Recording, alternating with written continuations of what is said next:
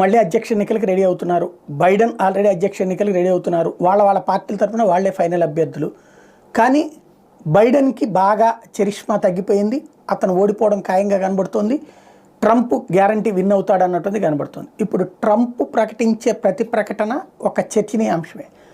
Trump ఇప్పుడు America అణ్వస్త్రాలకు సంబంధించిన విధానాన్ని పునఃసమీక్షించుకుంటుంది. మరిన్ని బలమైన అణ్వాయుధాలు అవసరం. యూరప్ నాటో దేశాలకు కూడా సెక్యూరిటీ ఇవ్వాలంటే అణ్వాయుధాలు అవసరం.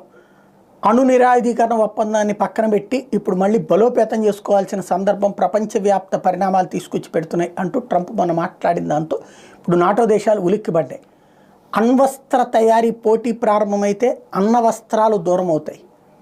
ముందు తిండి, విద్య, ఉద్యోగం, ఉపాధి ఈ మూడిటి మీదనే కాన్సన్ట్రేట్ చేస్తూ వాటిట్లలో తమ ప్రజలకి లోటు